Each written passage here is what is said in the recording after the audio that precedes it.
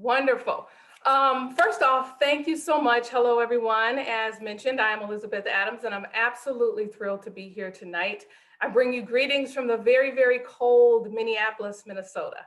But before I get started, I really want to just thank the Women in Tech Festival and Silicon Valley Forum, as well as Amanda and, of course, Denise for creating this opportunity and this space for me to share a few words with you. Let's give them a little hand clap for organizing something so amazing. I've been able to dip in and out for the past couple of days, and I'm so impressed with what I've seen. So my closing keynote is Finding Your Inner Phoenix. So the phoenix is a mythical bird rising from its own ashes. It's one expression of renewal and rebirth. It can also be said that a phoenix rising from its ashes equates to the experience of losing everything, surrendering, and allowing. So, why did I need to find my inner phoenix? Because I hit rock bottom and there was no place else for me to go but up. So, in order for me to frame this kind of conversation, let me start with this. I had fortunate pleasure of living a very successful professional and social life in DC. I led a number of technology initiatives. I loved the thrill of a new challenge. And one leadership role I was particularly proud of was leading a 200-person, $53 million technology lab, and it was perfect for me. I led teams of data scientists and engineers and modeling and simulation experts. And it was one of the most innovative environments I ever worked in. And it was in service to our military. We delivered real-time technology solutions. But while it was fun and innovative, it was highly stressful. And with so much stress in my life, I turned to several fun passion projects. And I was building a fairly good life in DC as a socialite of sorts. And yes, I was giving myself away in order to find happiness, but very little was being deposited. I thought happiness was in things and in titles and in accomplishments, and I began to crave more.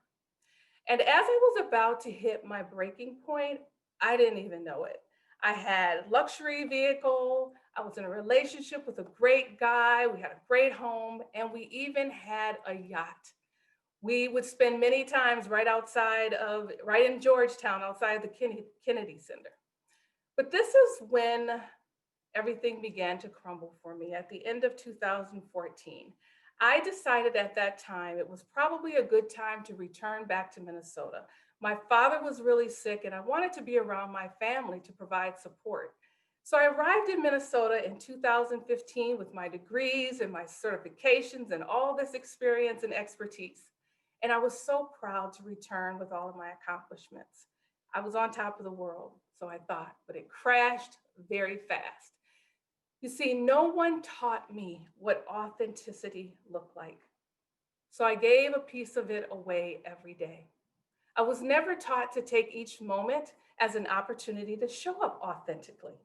I somehow convinced myself that with every new job and every new manager and every new opportunity, I would need to take on the personality of the business in order to fit. And that was the message that I was sending out to the universe, that I alone was not enough. So here's what happened. In 2015, if you made a penny or more, then you made more money than I did. I could not find a job. I was overqualified. I wasn't a good fit. I heard all kinds of excuses from people who said that they would help. With very little savings, most everything I purchased in 2015 was due to the financial gifts from loved ones. I lost bank accounts and furniture, and I wasn't able to buy anything else, buy anything nice for myself. In 2016, just 4 years ago, I started a job making $10 an hour. I no longer had my car, and I had to rent a car. And it cost me about $800 a month, and I was making just a little over $1,000 a month.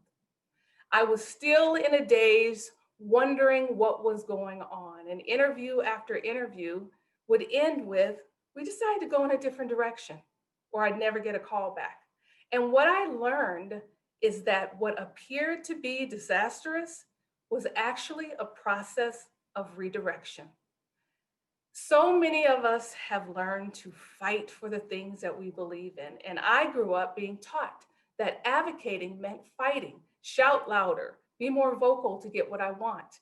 And as a Black woman, I've dedicated my life to fighting for gender and racial fair and equitable outcomes in tech. So it seemed counterintuitive for me not to fight. In 2017, I was promoted from my $10 an hour job to a management role, and I relocated to Richmond, Virginia. I was now making $55,000 an hour. But I was really sad because my father had passed and I had little hope. I was able to purchase a car and I was able to rent an apartment, so I at least had my own space. But the professional opportunity in Richmond was horrible. But having lived 2 years with desperation, I took the opportunity to find as much joy as I could. I decided that I would reach for the highest point of happiness in any given moment that I could.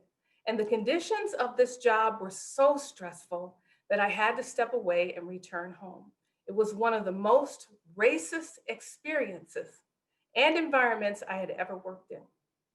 I did not know what the future would hold, but I couldn't stay there. I was a bit dejected again, but I was hoping not to have to return to Minnesota. I traveled back to Minnesota without the promises I believed I was leaving for: a better way, a better life, a new way of living. I traveled back with as much as I could fit in my car. The difference this time, I was being reborn. I arrived back in Minnesota in June of 2018, and 2 days later, I saw a video by Joy Buolamwini entitled AI Ain't I a Woman? And I knew instantly my technology background and the 3 years of experiences I had feeling helpless and vulnerable, that I would marry them and find a way to ensure that technology would work for all. Because during my time in the wilderness, I couldn't think about technology. I was trusting my elected officials and companies and corporations to do the right thing. I was only able to focus on what was in front of me: safety, housing, employment, getting health coverage. Shortly after arriving back in Minnesota, things turned in my favor, and I decided to embrace writing as a path toward authenticity. I wrote 2 free ebooks to help me crystallize my messages in AI and tech. I started a position back in my field, and I continue to immerse myself in AI ethics. At the end of 2019, I was awarded a Stanford Fellowship to pursue a project I developed working with the city of Minneapolis to pass transparent technology ordinances. And as mentioned, I'm also a United Nations key constituent for the 3C Roundtable for Artificial Intelligence. And I've been invited to speak to thousands of people around the world at conferences and workshops and festivals. Just this year, I released 3 free ebooks for children. And this was a gift for parents who during COVID could no longer afford to buy books or take trips to the library. I wanted Black and Brown children to see themselves in a positive light. I wanted to normalize Black joy. So many of the employees that I had in Richmond had been fed a false narrative about themselves and about our community. I wanted to reach a new generation of leaders and help instill a sense of pride. And all my coins have returned. So I want to leave you with 5 things that have helped me find my inner phoenix. And I'm hopeful that these things will help you as well. Honor the challenge. Accept it and how it's arrived in your life to teach you a lesson. I had to learn that I was not going to move on until I could figure out what was really going on and why I had taken this great fall. I had to stop trying to rush through the process because it was frustrating me and made me even more depressed. Embrace grace. This is where you give yourself permission for you to experience grace and give yourself permission to feel everything that you've been feeling.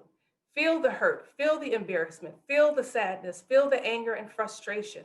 We are all humans and we are all trying to figure out this thing called life. Twists and turns come so fast and we are not always ready.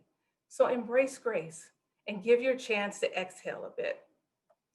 Accept the next right move.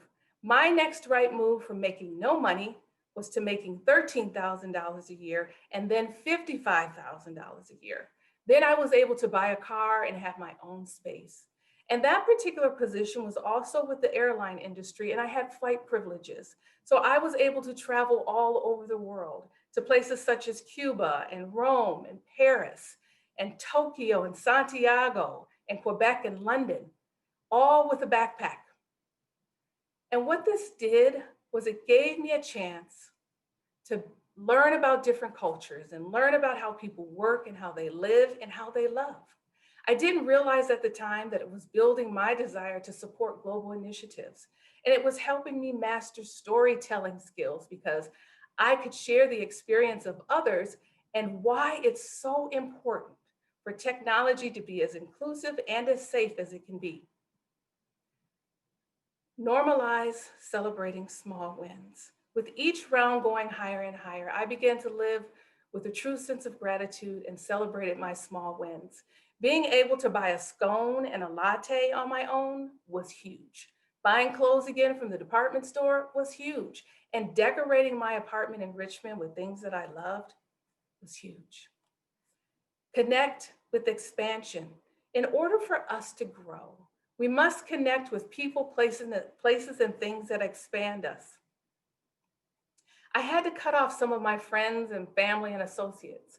I followed my curiosity to learn more about AI ethics, and I followed my curiosity to write books the way I wanted to write books and not to give way to the wishes of others. I learned to self-advocate with peace. That's it, with peace. I didn't want all of this work that I had done to find my inner phoenix to be in vain. I want to own my power, my shine, my glory, my brilliance, my everything. And I don't ever want to try and fit into someone else's narrative. So now I'm living my true self. And to me, this is the biggest gift that I have been able to give myself, was to allow the process to play out so that I could find my inner phoenix. And in the past 2 years, I have taken the best parts of who I am and who I want to be, and I've offered them up to the universe. And guess what? The universe has accepted them and given me back some amazing things. And with that, I want to say thank you. And I hope something that I said inspired you to dig a little deeper and find what your life might be trying to tell you. So let us listen, learn, and lift off. Thank you so much.